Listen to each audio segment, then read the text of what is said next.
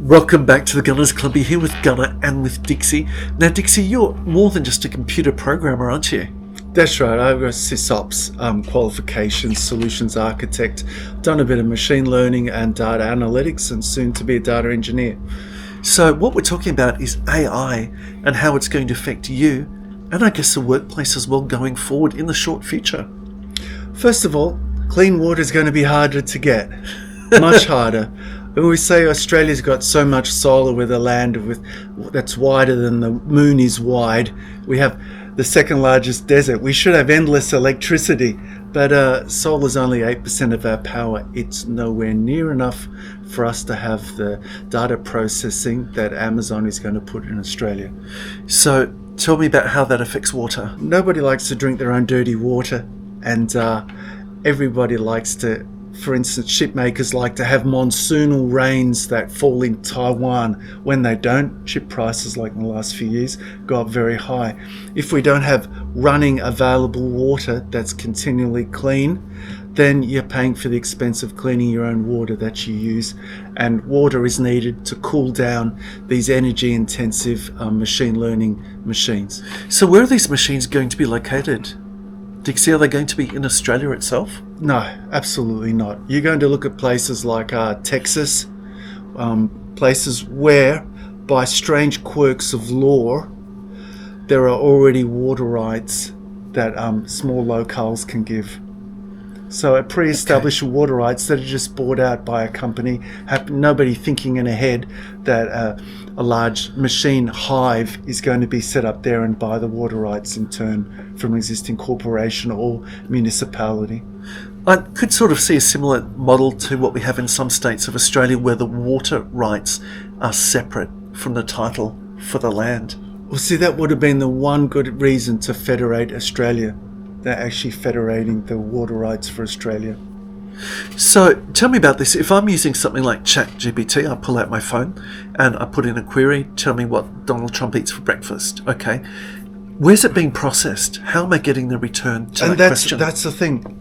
Some people think it's selfish. Just typing into Google a very simple query. Or ChatGPT. Well, would be like 20 watts, but ChatGPT, you're looking at an order of magnitude more power. So an order of magnitude, we're talking 10 times or more. Yes, That's right. Yes. Now, how are we going to tell people don't do things the easiest way? Start to recycle things and separate your waste. It's going to be the same thing with querying.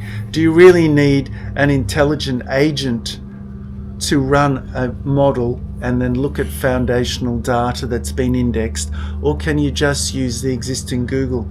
Now, depending on which agent you use, like if you want to use Amazon's intelligence services or Google Gemini, yep, then you're actually going through things like Amazon own their own cables under the oceans, and most of the data processing is not done in Australia. It'll come to the nearest hub. Do you think that maybe the AI tools will have the discretion to be able to farm it out to non-AI processing if it's something that could just be a run-of-the-mill standard Google type query?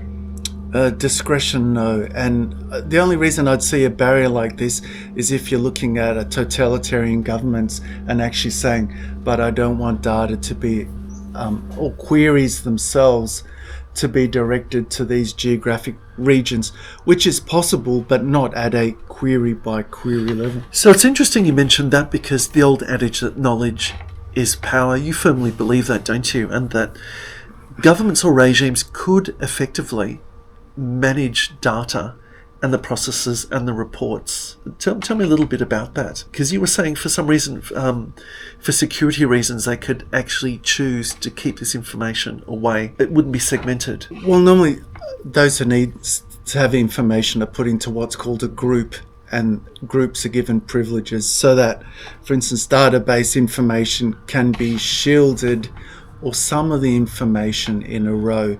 For instance, my data, the data that's relevant to my driving license, my current address might actually be shielded from somebody else, and that would be at a group level restriction. This information is sellable. Everything about me is sellable, not because of me personally, but because in bulk it's a marketing attraction. What were your thoughts on the information hack on Qantas for the frequent flyer campaign, and particularly the fact that this struck at data center, I believe, in the Philippines? I don't believe Australia actually has a defence force if it doesn't have control of its own banking information as well.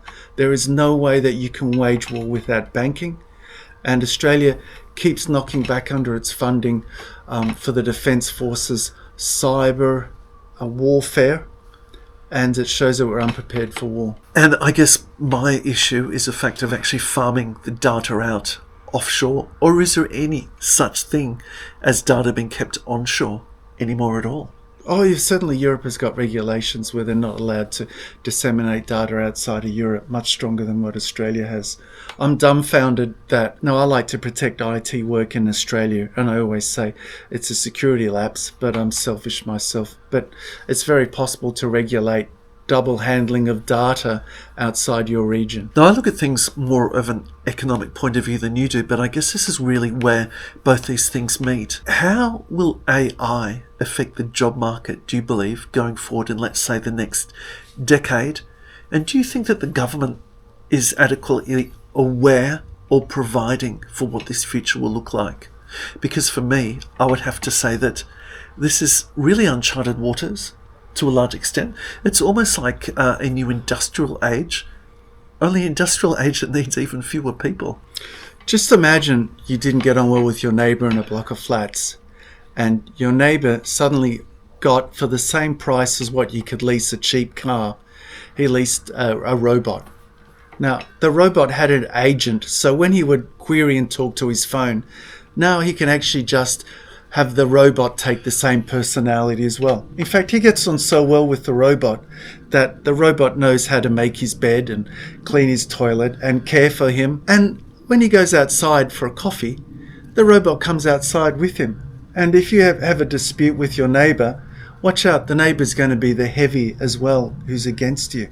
Suddenly, And his robot friend. the butler is the bouncer, is the dog body, is the healthcare worker, is the one thing to which he directs his money to the company which is leasing them, say Tesla, instead of a community worker who's coming in, a cleaner who might help out occasionally, The taxi driver to take him to his appointments. yes, and someone who may even help him with his learning a language, etc. Can you not see that wealth is getting concentrated here to the point where there's nothing for an auxiliary worker, for a someone with an allied health degree, for instance, to actually make a contribution, get financial return? I see when I go to businesses and you look at an unattended reception desk, and instead they have simply an iPad, Right. where you're to take a photo of yourself, and in time someone will come to you to the waiting room. Now, and see you told me an example about this in a hotel. Yeah, so in New York, a person checked into the hotel and they needed security access to get through the door. And there was surely an iPad there at reception with a face at reception. The face was of an Indian who was in India, who was effectively watching the door from their office or their bedroom in India. Now, how do you feel about that? For me, that's shock and horror because, for a start, hospitality means hospitality. You expect the reception and the kindness of another human being. Yes. That's not there. For security, I would have major issues with someone not actually on the continent doing that from their bedroom or God knows where. And who would want to bring in tourists and all the problems with tourists when there's not even any spend or tax dollar which is landing in the country? That's true. You'd imagine that the person who's watching over that door is not actively paying tax in that country. Can I tell you some good things about AI and where it's going? Love to hear. Once when I was going for a job with Australia's largest supermarket chain, I was asked about availability and how responsive I would be to calls. And I got told, well, I mean, they don't want to order an extra 10,000 chickens if they don't need to. Now, this minimization of waste, first by immediate correcting of code, or of running systems as they fail. But now, by actually forecasting using machine learning, means that we're minimizing our waste. Now, in terms of animal product, that is a real blessing. That's life. It's effectively life. Exactly, it is. Yeah. And I can say that's humanitarian is a wrong word for it, but in terms of caring about the life of the goods that we're using. Secondly, we don't need to over-engineer things. We don't get 5-pound ashtrays anymore, which are objets d'art that we put on the table, because we know how to make them with the minimum amount of substance. Hollow. Hollow. No, you've got the counter for the push-pull thing. We know how long people can live with expert health, and we know that nearly every protein that is possible to be created in nature has been imagined now using artificial intelligence, which means that medicine is really improving. But the capacity for a person to persistently eke out a living has been diminished by AI. It's getting harder and harder, I guess, to live on the periphery, to live at the edge of an industry and to survive in it. Yes. I guess you mentioned allied health. At the moment, certainly aged care is something where somebody can trade their body and time for pay. Yes. But like you said, with the emergence of robotics, I think it's going to be a matter of time before you've got machines that are turning people over in bed. You've got better automation of medicines, etc. as well. It's really not my concern how the plutocrats live, the very wealthy, Her Majesty the Queen, who's passed, or Henry Kissinger. But we can see with the right medicine, people are living well into their 90s. Even has Kissinger 100, 101? Health will actually start to concern with the cases of maudlin depression that exceedingly long age gives people. But why should a person who's living on minimum money actually care at all when there'll be such a wealth inequality? So effectively a societal breakdown, because in the old days you used to have the rich living in the communities and being patrons to the communities as well. That's true. And also another model which you see in some European films is that an elderly woman gets cared for by some people in the community and eventually turns over the house on her death. You don't have those roots anymore. Where do I see AI in the next 5 years? Now, I've actually talked to a number of what they call job providing companies in Australia, but they don't call them that anymore because they say they don't provide jobs. And I've challenged them for their white papers on what to do with retrenched IT workers. And there's been silence. And it's been multiple companies that I've actually called out of interest to see how they're headed. Isn't it interesting? It's almost paradoxical. We're talking about an AI-driven future without programmers. Talk me through that, Dixie. A lot of people found that programming is the lowest form, that you need to add programming with a skill. It's like saying, oh, you're a typist, but so what? Or you can speak a language. Yes, but what field do you work in? So people combine it with something else. They combine it with data engineering, or they combine it with the ability to do analytics, to actually create models and actually see what is influential within a community, what is the data actually pointing to. So people have actually tried to take away from just that narrow skill and align it with a peripheral profession. I find it interesting because AI is so incredibly good at mathematics. For example, I studied statistics, but it's really nothing. It's the blink of an eye for AI to create a forecasted model on something. Yeah. That used to be a very highly trained job to get somebody to do that. Accounting, there's major fears that there just won't be the accounting jobs there in the future, although it is a field where they're saying there's going to be a real need for more people. It's not the sexy profession at the moment. Is it going to be a future where everybody's urged simply to become a plumber, or to fit one black box physically to talk to another black box? Because that's the future. I don't want to get too complicated, but a lot of AI models are actually self-tuning these days. So it's just a matter of choosing which model you want out of the box and using the right words. How do you go, Dixie, when you're on, let's say, a phone decision tree and you're trying to talk to somebody and you've got this endless menu to navigate of AI trying to direct you to basically help yourself. I think after the third button press, I just press anything. Myself, I have some issues because I really don't see that the government is prepared for what the transition is going to look like. I think it's going to be very similar to the Industrial Revolution. It's going to be a complete transformation of the way that people live. I think it's going to lead to more isolation of society.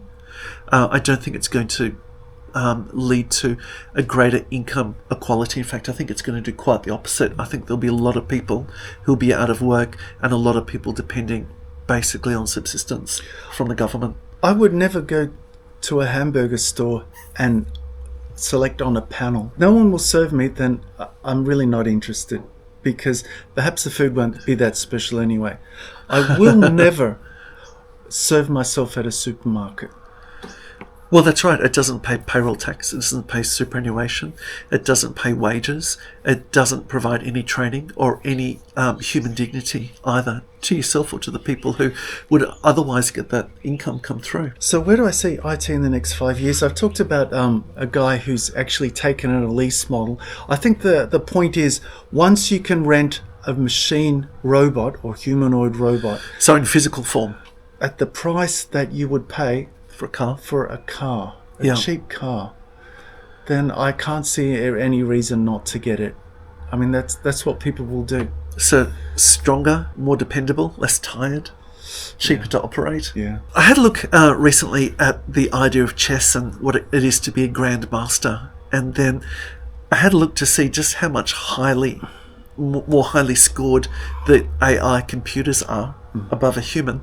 And it says that basically it's at the level now that out of 100 games, someone like Magnus and Carlsen, the best chess player on earth at the moment, out of 100 games, it would be expected he would not win one game Not one. against the computer, that he might draw one No, out that's of 100. come to me. Like, I like weightlifting, but I don't weightlift against a forklift. I don't think that any nation knows what to do except to expand. And by expand, I mean to actually see, well, let's see if we can claim more resources than we need. Let's actually see what we can claim from the ocean.